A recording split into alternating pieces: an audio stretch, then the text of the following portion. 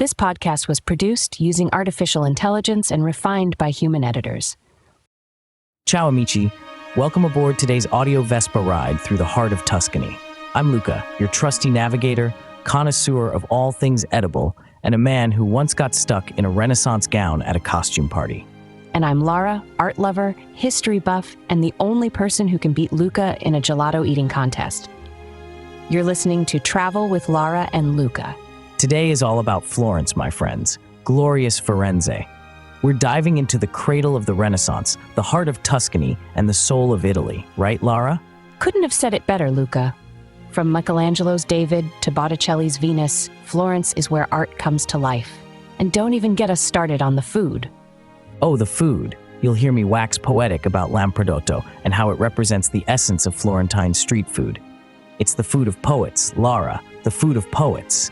Poets with a taste for cow stomach, sure. But hey, if awful's your thing, who am I to judge? Hey, what's life without a bit of adventure? We've explored every nook and cranny of Florence. We've spent years meandering the cobblestone streets, taking in the sights, and losing ourselves in the city's enchanting history to bring you the full scoop. And today's episode is packed. We're talking about grandiose buildings that seem to touch the sky, culinary delights that'll make you want to lick your speaker, and hidden gems so secret even some Florentines don't know about them. Lara's going to kick us off with one of her infamous fun facts. And folks, they're called that because mind-boggling histories that Lara obsesses over doesn't roll off the tongue quite as easily. True, fun fact it is, but let's save that treat for a bit later. First, Luca, I propose a virtual climb. Hope you've got your metaphorical hiking boots on. Just the thought of it is making me short of breath. But for the beauty that is the Duomo of Florence, I'd scale mountains. And by mountains, I mean the 463 steps to the top of Brunelleschi's dome. It sounds like a lot, but trust us, it's worth every step. The view of Florence from up there? Guys, you get to look down on the city like a Renaissance ruler, minus the fancy robes and actual power. And let's not forget, you're climbing up a masterpiece to look out over a city of art. It's so meta. Plus, there's that painting on the ceiling, The Last Judgment. Which, if you're Luca, you might mistake for a very aggressive weather forecast. It was one time. Okay, moving on. You can't go to Florence and not cross the Ponte Vecchio, the old bridge that's lined with jewelry shops today. After the bridge, our next stop usually would be the Uffizi Gallery, home to Botticelli, Leonardo, and a host of other Renaissance rock stars. Oh, the gallery. Standing in front of The Birth of Venus, you can almost feel the wind from Zephyrus blowing at your back. Which for some reason always makes Luca want to drape himself in a sheet and pose. The Uffizi is a must for art lovers. Isn't that right, Venus? Haha, very funny. Hey, I think it's time for that fun fact of yours. Hit us with some of that obscure Florentine knowledge, Lara. Gladly. But for this one, let's dive into the world of mystery, secret passages. I bet even some Florentines don't know about the Vasari Corridor. Oh, the Vasari Corridor. That mile-long passageway that connects the Palazzo Vecchio snakes over the Ponte Vecchio and lands at the Palazzo Pitti. It was the Medici's private walkway. That's right. Cosimo de' Medici wanted to move between his residence and the government palace without mingling with the common folk. Ah, the joys of being a royal introvert. Can you imagine if we had something like that today? Sorry, can't make it to the party. I'll be taking my private corridor instead. With our luck, we'd still get stuck in traffic. But speaking of getting stuck, Luca, you love talking about your favorite Florentine delicacies. Let's chat about what's on the menu in the city of Dante. Where do I even start? Florence is a culinary heaven. We've got the Lampredotto, simmered cow's stomach, served in a bread roll. I know what you're thinking. Luca, why? Trust me, it's divine. Divine is one word for it. Remember that time we were at the street market and you convinced those tourists it was prime steak? Guilty as charged.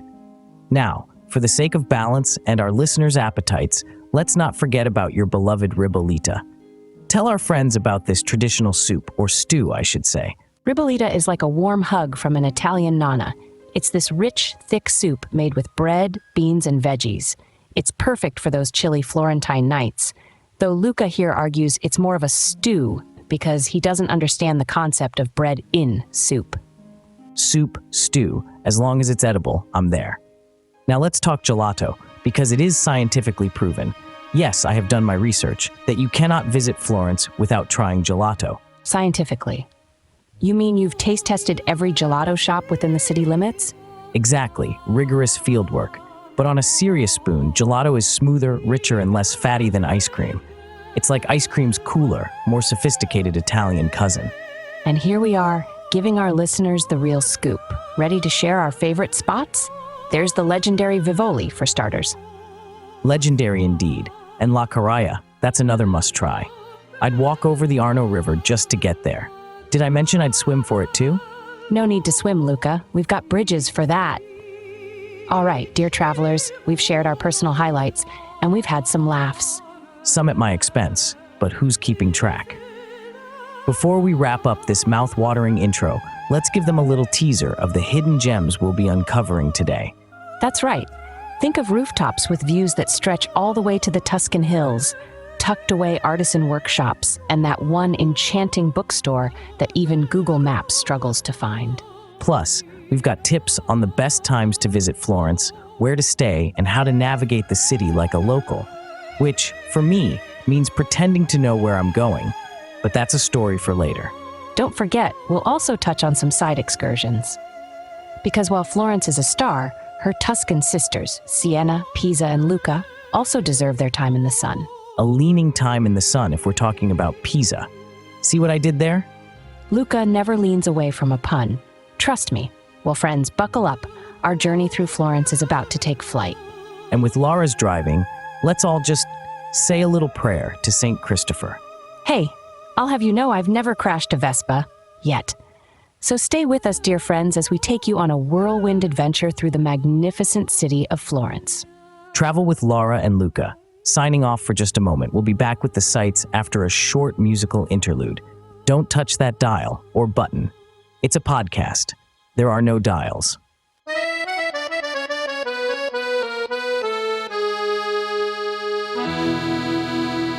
Welcome back, esteemed Globetrotters. You're tuned into Travel with Lara and Luca, and it's time for the moment you've all been waiting for, the sights of Florence. The city is a banquet of visual delights. Absolutely, and topping the menu is a dish best served high, the Duomo di Firenze, or as it's properly called, the Cattedrale di Santa Maria del Fiore. Isn't it just sublime, Luca? Sublime, stunning, and let's face it, absolutely huge. You can't miss it. It's the crown of Florence. But the real treat, as we've hinted earlier, lies within the dome. Care to enlighten our listeners about Il Duomo? The dome, Florence's crown jewel, designed by Filippo Brunelleschi. It's not just any old dome, mind you. It was a masterclass in engineering during the 15th century. Imagine this, no scaffolding was used during its construction. And now? Now it's about 463 steps to reach the top. No elevator, no escalator, just good old 15th century design steps that'll make your calves scream Renaissance madrigals. But once you're up there, the view? The view is worth every step. You've got Florence sprawling beneath you, a tapestry of red tiled roofs, the Arno River winding through the city, and distant hills that blend into the sky. It's time travel without the DeLorean. And while we're talking sights, let's take a stroll over to the Ponte Vecchio, shall we? It's more than just a bridge. It's a street, a marketplace, and one of the best photo ops in the city. No wonder it survived World War II practically untouched. Did you know, Luca, there's an interesting historical side note about the Ponte Vecchio. While many of Florence's bridges were destroyed during World War II, it's said that the Ponte Vecchio was spared. Ah, right you are, Lara. The story goes that it was thanks to a German officer who went against orders during the retreat. He presumably couldn't bring himself to destroy such a historic and beautiful structure. Instead, they blocked access by demolishing the medieval buildings at either end of the bridge. A decision that we and generations of visitors and Florentines are certainly grateful for. The Ponte Vecchio stands as a resilient symbol of Florence's enduring history and beauty. Indeed, a symbol that continues to connect not just the two banks of the Arno River, but also connects us to the past.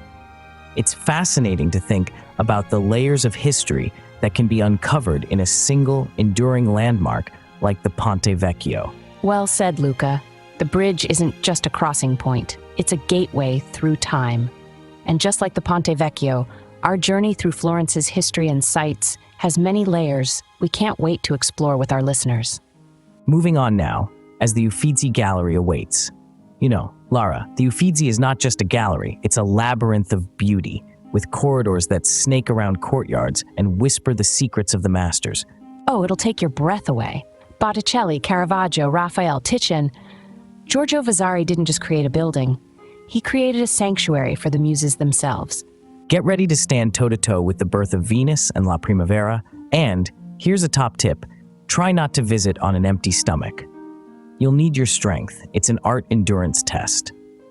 Endurance is right, but for those of you who might feel overwhelmed, you can book a guided tour or an audio guide, which is like having a little Vasari in your pocket, whispering insider info as you wander. From one artistic gem to another, let's touch on the Accademia Gallery. This is the home of the David, Michelangelo's David, not just any old David.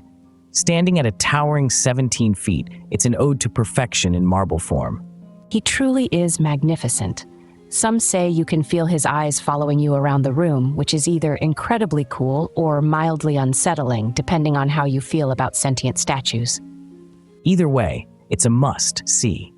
And while you're there, don't miss the Hall of Prisoners, also known as the Hall of the Slaves, featuring unfinished works by Michelangelo that give you a raw look into the sculpting process. It's mesmerizing to see how the figures seem to be forever trapped, trying to break free from the stone. Now, if the bustle of the city grows to be too much, there's a place of solace close to the heart of Florence, isn't there, Luca? That there is, the bubbly gardens. Think of it as Florence's own green lung, lavish and expansive. It's nestled behind the Pitti Palace and was designed for the Medici. It's a living art gallery, statues, fountains, grottos, and the greenery. Oh, the greenery. Like stepping into another world entirely.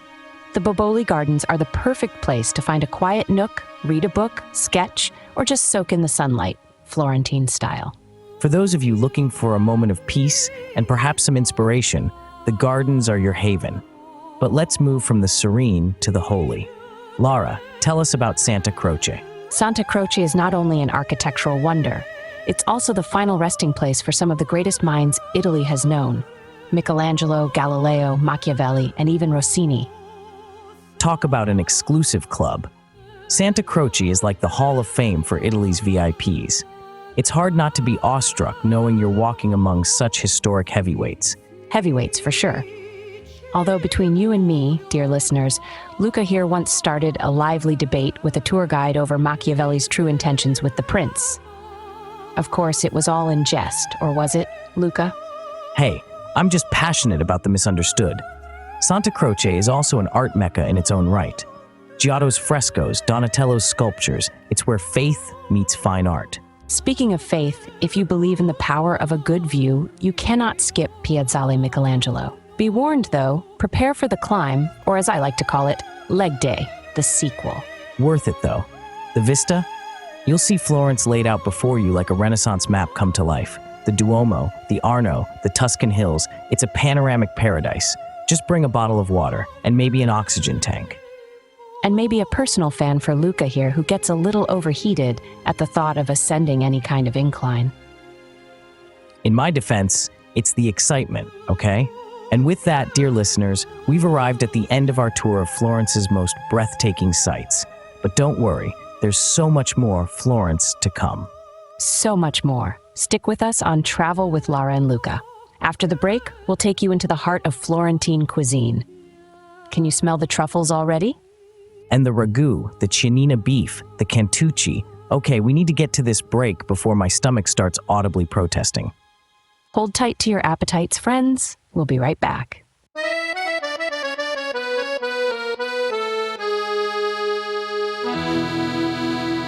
Bentornati, my fellow Epicureans of the airwaves. This is Travel with Lara and Luca, and we are about to embark on a culinary expedition through the flavorful streets of Firenze. Strap in your taste buds, because this ride gets delicious. Isn't that right, Lara? It's so right, Luca. Florence isn't just a feast for the eyes, it's a banquet for the senses. Let's start in the heart of any Italian city, the Mercato, or market. The Mercato Centrale, to be exact. It's a cornucopia of colors, smells, and tastes. What's the first thing that hits you when you walk in, Luca? For me, it's the aroma. It's like being wrapped in a warm blanket made of every Italian dish ever concocted. There are spices, cheeses, cured meats, and the produce. Tomatoes so red they could be mistaken for the hearts of the earth, and basil. Oh, the basil. Like it's been handpicked by the gods of culinary delights themselves. A poet and a food lover, a dangerous combination, but truly, each vendor offers a little piece of Tuscan paradise. And if we're talking food in Florence, there's one particular Florentine dish that commands attention. Are we on to my favorite topic? Lampredotto. It's a local specialty. Some dare to scoff, but few resist its charm once tried. It's the fourth and most tender stomach of the cow, seasoned to perfection, slow-cooked in a broth with tomato, onion, parsley, and celery until it just melts. Served in a crusty roll, topped with salsa verde or spicy sauce, right? Precisely. You grab your panino con lampredotto, you take a seat at one of the communal tables, and you just savor. It's history, it's culture, it's Florence in a sandwich. And for all you out there scrunching your nose, organ meat, oh my. Don't knock it till you try it, it's a revelation. Now, Luca, let's balance out your meaty passion with a soup that's close to my heart, ribollita. Ah, ribollita. It translates to reboiled, which sounds underwhelming, but this soup is anything but. It's a rich mix of bread, cannellini beans, lacinato kale, carrots, and other vegetables, all coming together in a symphony of taste. A peasant dish by origin, now a Tuscan staple that's found its way into the heart of gourmet cuisine. A good ribollita sticks to your ribs, warms you through, and I argue it's the epitome of comfort food. And I would have to cease my jesting to agree wholeheartedly. It embodies the essence of cucina povera, making delightful, hearty meals out of simple ingredients. But as we find our way from hearty meals to divine desserts, it's time to talk gelato. Ah, gelato. This is serious business, much more than just Italian ice cream, am I right? Spot on. Gelato is churned at a slower rate and generally contains less air and fats than traditional ice cream, giving it that dense, creamy texture that makes you feel like you're eating a cloud made of milk and sugar. The real deal is found in the artisanal shops, or gelaterias, which craft their gelato on site, with an array of flavors that go beyond your wildest dessert dreams. From the eternal stracciatella to the inventive riso, rice gelato. Risotto in my gelato? You had me at hello. Now, dear listeners, we have some tips for you, a gelato guide, if you will. Contrary to what you might think, the mounds of brightly colored gelato you see piled high, A trick of the eye. Those are often the tourist traps. You're looking for the small, often unassuming spots where the gelato is stored in covered metal containers. That's where quality hides. and in the spirit of hiding, there are those hidden culinary gems scattered throughout the city. Hole-in-the-wall places where the locals flock, and the menu is as seasonal as it gets. Luca has a soft spot for Trattoria Mario, don't you? It's only open for lunch, it's loud, it's crowded, and it's perfect. You might end up sharing a table with complete strangers as you dive into a bistecca alla Fiorentina. A hefty T-bone steak, char-grilled to perfection, seasoned with just a touch of salt, and always, best enjoyed with a side of Tuscan beans. It's an experience that'll have you elbowing your new friends for the last bite. While we're on the note of Tuscan beans, Florence is famed for its legumes, the cannellini beans, those creamy white and utterly delightful bites that serve as the foundation for countless dishes. Tuscans are sometimes called mangiafagioli, or bean eaters. It's a term of endearment, because if there's one thing we Tuscans know, it's how to make beans taste like the stars themselves cooked up a pot. But what about when the stars go out and you're craving something sweet? What's the one dessert you shouldn't miss in Florence? You're leading me down the path of cantucci e vin santo. Cantucci, the hard almond biscuits made to dunk in the holy wine, a sweet dessert wine that's like a sip of the heavens. It's the Tuscan version of cookies and milk. Indeed, and when we say dunk, we mean soak those biscuits until they've got the strength of a sponge cake and you can't help but swoon at the first bite. And now, as our culinary escapade draws to a close, temporarily, I assure you, we hope we've whetted your appetites and ignited a craving for everything Florentine. We can almost hear the collective stomach rumbling from here. Lara, I think it's time for us to wrap this up and give our listeners a moment to raid their kitchens or make their Tuscan travel plans.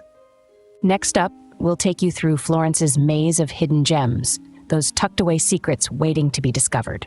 Stay with us. We're Travel with Lara and Luca, and we'll be back faster than you can say pecorino toscano.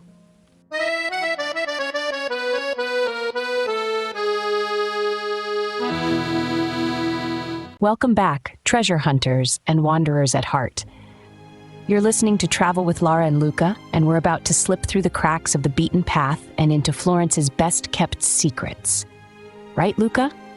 That we are, Lara.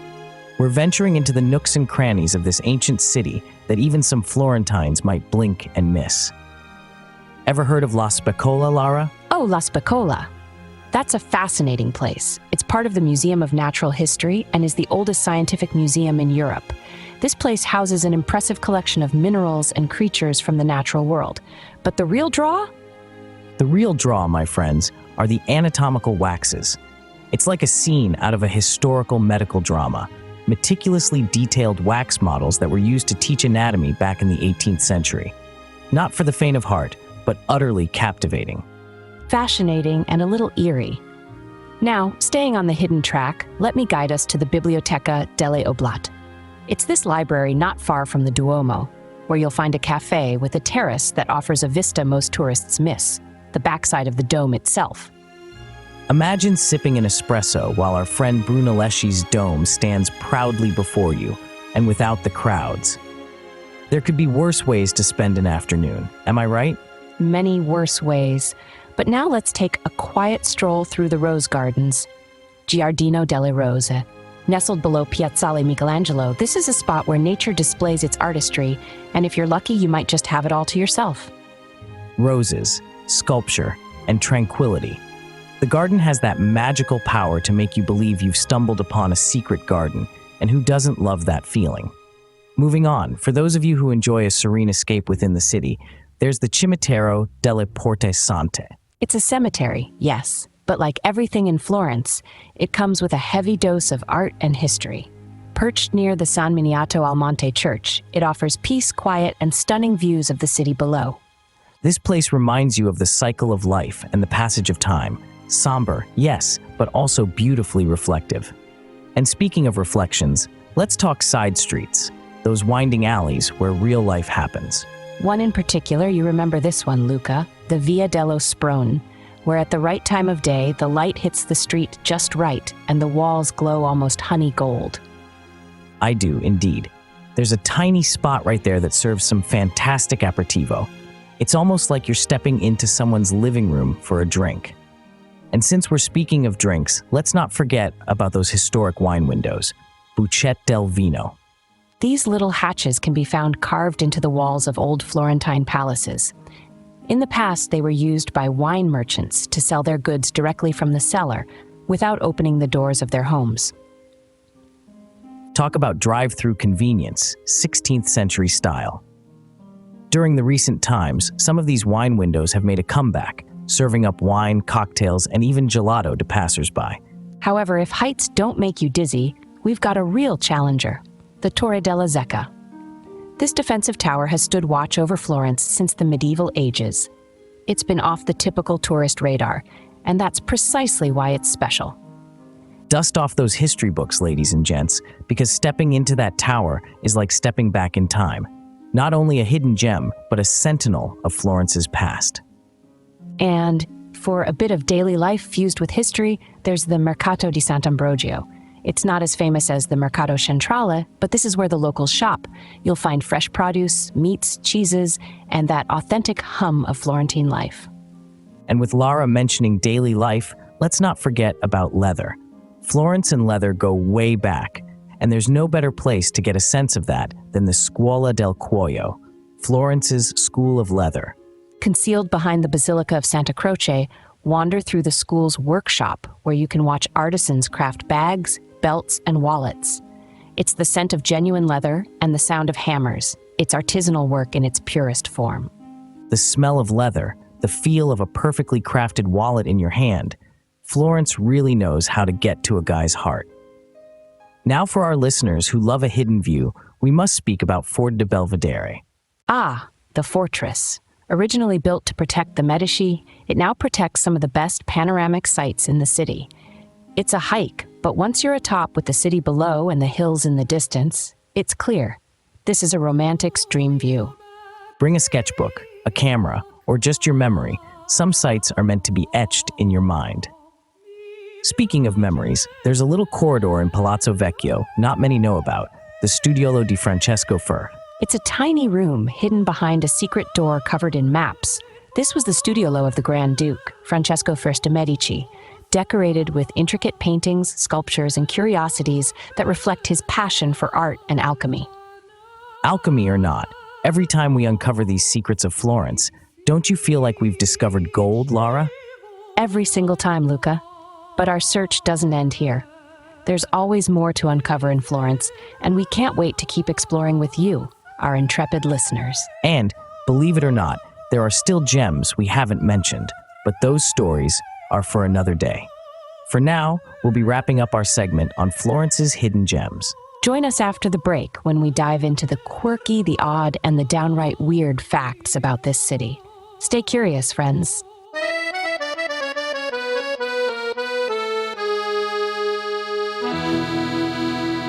Buongiorno, fellow globe-trotting aficionados. We're back with Travel with Lara and Luca, and we're striding into the heart of Florence, where time-honored monuments speak volumes of history, art, and culture. Ready for the grand tour, Lara? Always ready, Luca. We're talking about the must-see places in Florence, the ones that are splashed across postcards and enshrined in travelers' tales. Let's start with the sacred and the profane, shall we? The majestic Medici chapels. What a perfect juxtaposition, Lara. It's the final resting place of the Grand Medici dynasty, where Michelangelo's sculptures cast long shadows in marble. Indeed, the new sacristy, designed by the master himself, is home to night and day, dawn and dusk, the very representations of fleeting time. They guard the tombs like eternal watchers, commanding a silence that even the busiest of tourists struggle to break. And while reveling in Michelangelo's genius, we can't overlook the Chapel of the Princes. This mausoleum is a display of opulence with a grand dome that rivals that of the cathedral, all decked out in precious stones and lavish designs that scream Medici wealth. It's an unmistakable reminder of how the Medici family shaped Florence politically, culturally, and artistically. But now let's switch gears and head outdoors to arguably the most famous square in Florence, Piazza della Signoria. Ah, yes, Piazza della Signoria. There's no better place to bask in the essence of Florentine power and art. This vast square houses the Palazzo Vecchio, Florence's storied town hall, standing stoic with its crenellated battlements and the looming tower of Arnolfo. Not to mention the open-air sculpture exhibit in the Loggia dei Lanzi. It has a free side to it that's pretty marvelous, where you can come face-to-face with the likes of Perseus holding Medusa's head or the rape of the Sabine women. It's like walking through a 3D art history book. The statues are so close you can almost touch them, if it weren't for the vigilant eyes of the guards, that is. Now, if you take a short stroll from the square, you come upon one of the most prestigious art schools in the world, the Accademia di Belle Arti, home to a burgeoning community of international artists and the original Michelangelo's David. A pinnacle of sculptural achievement. Visitors often feel smaller in its presence, humbled by the embodiment of human potential carved in cold white marble. They also often don't expect it to be so tall. Did you know, Luca, how many people assume the David is life-sized? True story. But seeing him there, dominating the tribune in all his 17 feet of glory, is an awe-inspiring moment. But let's take a step, or a few, across town to a place that embodies Florentine art and religion, the Basilica di Santa Maria Novella. Its facade is a triumph of Gothic and Renaissance architecture. A treasure chest that once opened reveals frescoes by Ghirlandaio, where a young Michelangelo apprenticed. It's a visual feast, including Masaccio's Trinità, a seminal work in the use of perspective in art. It's also a repository of serenity amidst the hustle and bustle. Outside, the piazza buzzes with activity. Inside, though, it's all hushed whispers and awe. Talking about serenity, few places match the calm of Florence's oldest church, San Miniato al Monte, perched on a hill overlooking the city. It really seems like you've left the temporal world and taken a step closer to the heavens up there. Romanesque architecture meets Byzantine mosaics, with a facade that reflects the Tuscan sun in a golden glow. And speaking of views, every visitor to Florence cherishes the moments spent on what might be the city's grandest terrace, Piazzale Michelangelo. The ultimate photo spot that doesn't require a filter. Florence spreads out before you, from the Duomo to the Ponte Vecchio, all the way to the Tuscan hills on the horizon. It's a panoramic spectacle at any time of day, but catching a sunset here? Breathtaking doesn't even begin to cover it. The sun dips behind the hills and the city lights start to twinkle. It's the kind of view that poets wax lyrical about and painters try to capture. The essence of Florence presented on a grand canvas. And just when you think you've seen it all, there's the tranquil allure of the church and convent of San Marco. This is where Fra Angelico painted his ethereal frescoes, and Savonarola preached fiery sermons. It's a cornerstone of Florentine history. Now transformed into a museum, the quiet corridors house an unbelievable collection of Renaissance art, with each monk's cell displaying a fresco that's more touching than the last. Heads up, Lara, we've got something for the bookworms too. Biblioteca Medicea Lorenziana is not only a library, it's a hub of knowledge designed by none other than Michelangelo. Rows upon rows of ancient tomes, the smell of vellum and ink in a space where the Renaissance mind blossomed. Its reading room is an embodiment of humanistic culture and scholarship. There you have it, folks. A tantalizing taste of the treasures Florence has in store. This is the city where every corner has a story, every stone a history, and every visit an adventure. But don't fret. Our journey through Florence isn't over. We still have plenty of stories, tips, and yes, even weirder bits to share. So hang tight, dear listeners, as we ready ourselves to delve deeper into the quirks that make Florence unique in our next segment.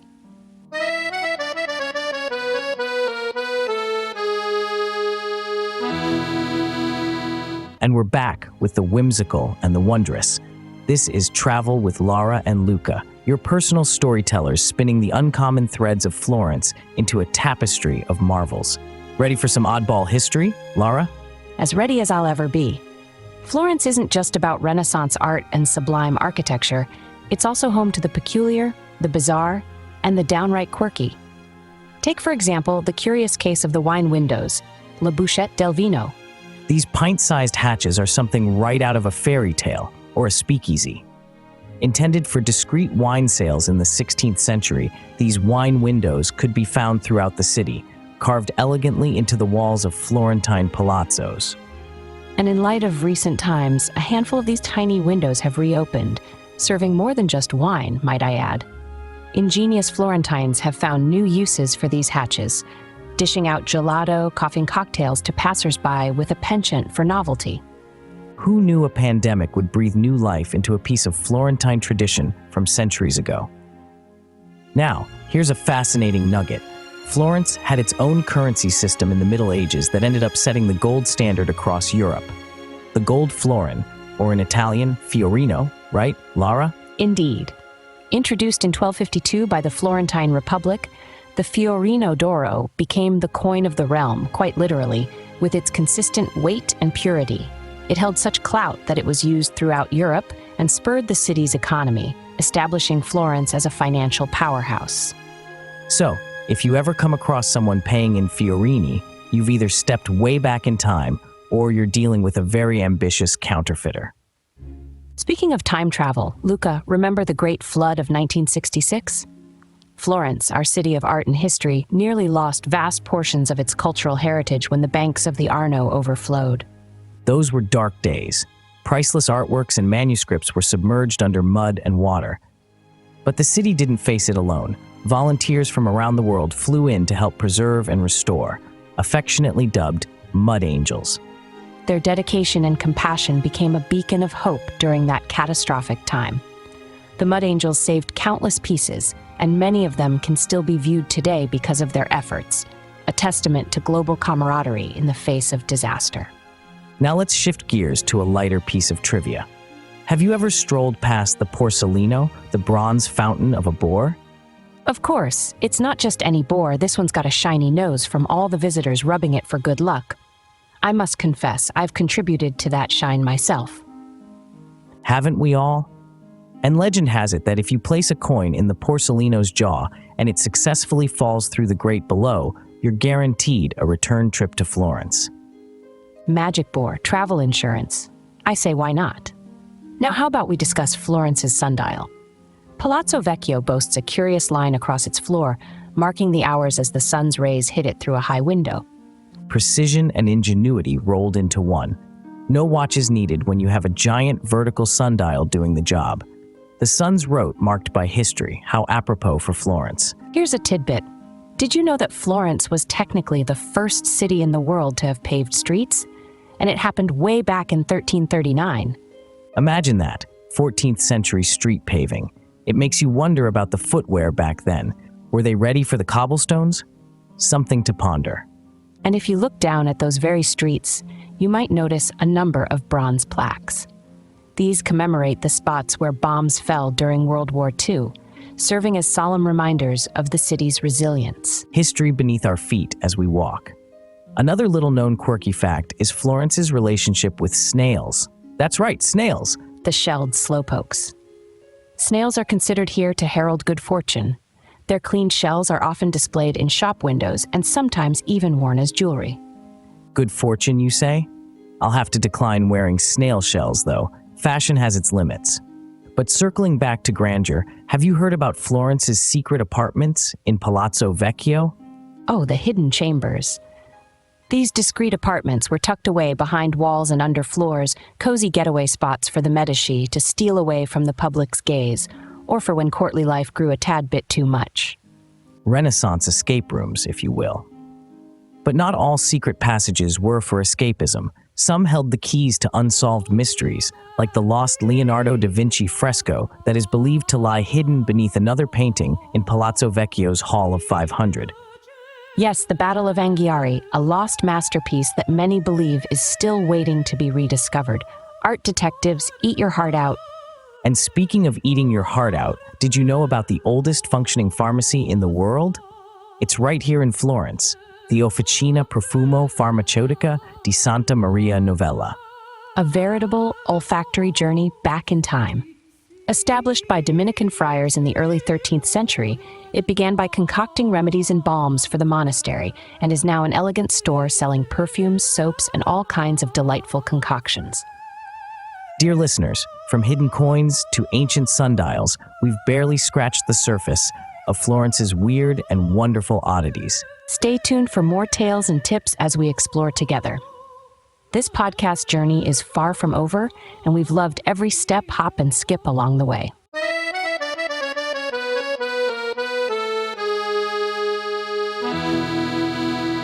Ah, the sweet sound of seasoned travelers uniting under the Tuscan sun. Welcome back to Travel with Lara and Luca. We've covered the stunning and the surprising, and now it's time for the practical, our hard-earned travel tips for Florence. That's right. We're spilling the beans, or should I say the cannellini, on how to navigate this breathtaking city with the savvy of a local.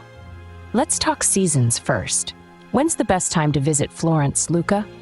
Wonderful question, Lara. I like to say any time is a good time for Florence, but let's get real. If you want to dodge those herds of tourists, skip the high seasons, summer and Christmas. Spring, oh spring.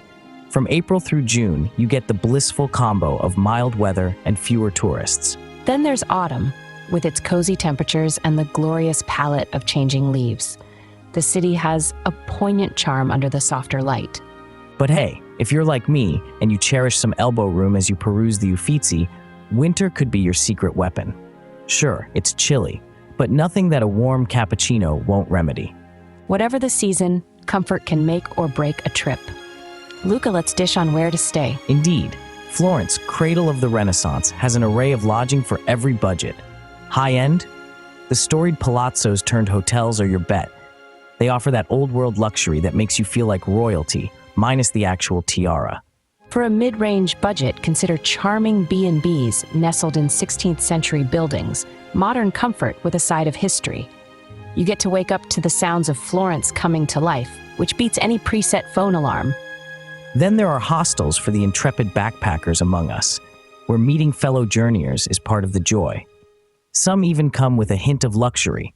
Think private rooms and authentic Italian breakfasts.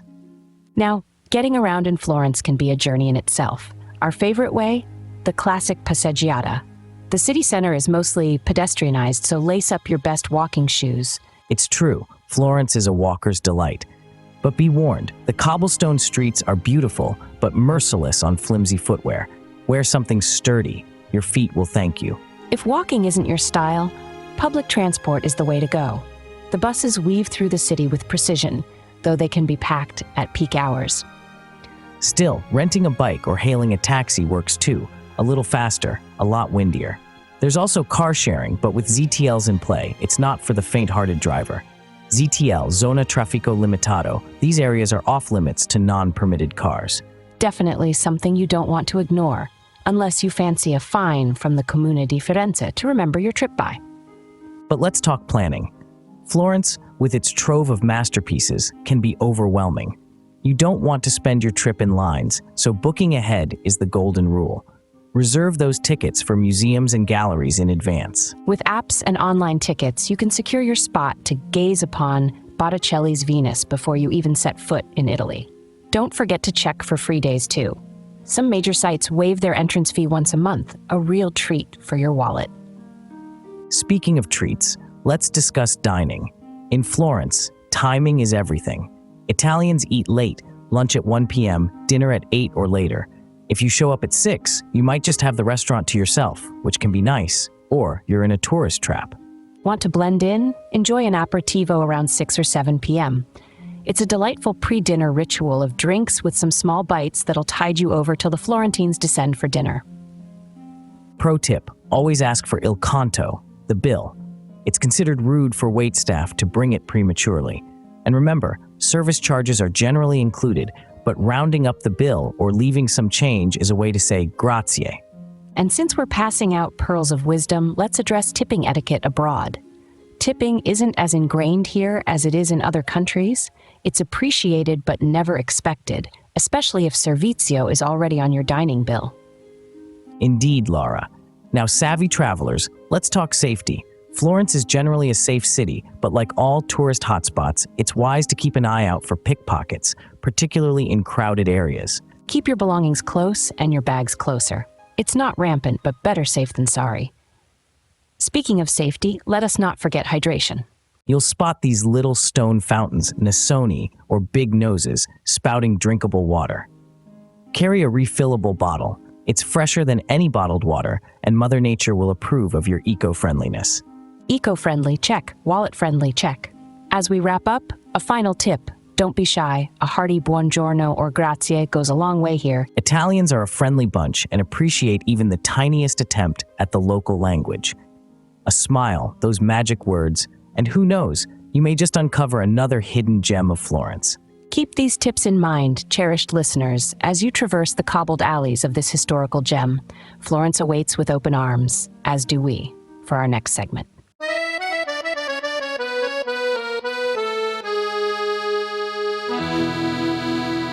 And just when you thought you had Florence all figured out, along comes another chapter in the grand Italian book of adventure.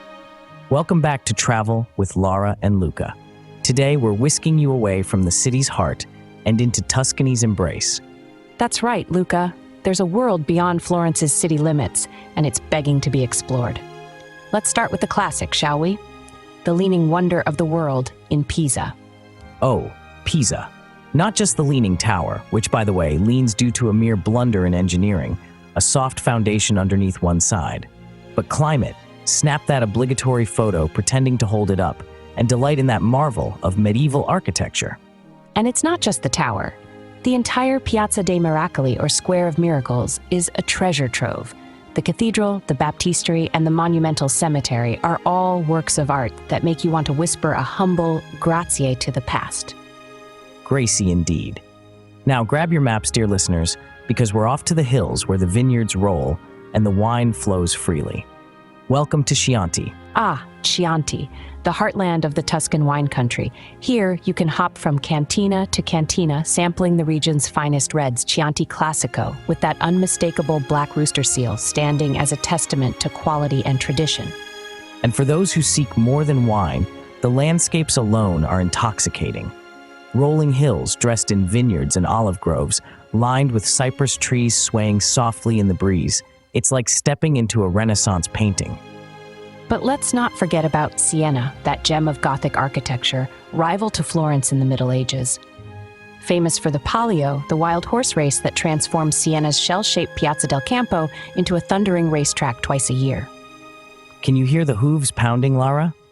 The cheers, the colors of the contrade, districts flying high. It's a spectacle that harks back to the Middle Ages. And when the dust settles, the Duomo di Siena awaits with its mosaic floors and striped black and white columns, a sight divine. True beauty. But hey, let's drive on over to another Tuscan pearl, shall we? Luca, you've got ties to this one. Luca, with its Renaissance walls, you can cycle atop. Oh, the walls of Luca. Thick enough to hold parks and pathways, they enfold the city in a grassy hug. Inside, Luca's charm weaves through church spires, antique shops, and opera tunes that pay homage to Luca's son Puccini, the famous composer. It's boutique Tuscany, smaller, quieter, but every inch as rich in culture.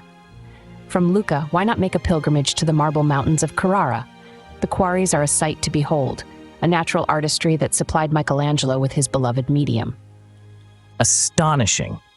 To stand at the foot of those marble mountains, it's as if you can feel the weight of history that's been chipped away and sculpted into immortality. And from mountains to coast, let's hop over to the Ligurian Sea, where the jewel-colored waters meet seaside towns.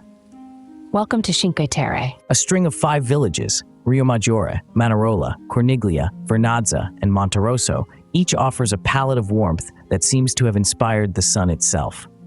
Hiking paths weave along the cliffs, offering breathtaking vistas that lead to quiet beaches and coves. It's the Mediterranean dream. Dream. Now there's a word that captures it. Each village is a postcard brought to life, where the salt air mingles with the fragrance of lemon groves, and every sunset feels like a personal gift. But let's swing back inland to the days of splendor in medieval Tuscany, shall we? San Gimignano, the town of fine towers. San Gimignano stands proud with its 14 remaining towers, a symbol of wealth and power in the bygone era. The town's quiet alleys, local artisan shops, and the view of the huddling Tuscan landscape, the Italy of romance and dreams, awaits visitors. Lastly, if you wish to encounter a quieter slice of Renaissance life, I suggest a visit to Fiesole. Just a short bus ride from Florence, it's perched atop a hill with sweeping views of Florence and beyond. It has its own Roman theater and Etruscan ruins, a testament to the long narrative of this region. Fiesole is a breath of fresh air, a tranquil escape with artistic and culinary delights hidden away among the hills, a perfect way to round off an intensive Florentine itinerary. Indeed, each of these excursions holds the promise of creating those moments we all travel for, the stories you'll tell for years, the images that'll find a permanent home in your memory album. Tuscany has it all. And with that, we bid you arrivederci for now, but not goodbye. We have much more to share, and the world is full of places to uncover, starting right here with Florence and her stunning surroundings.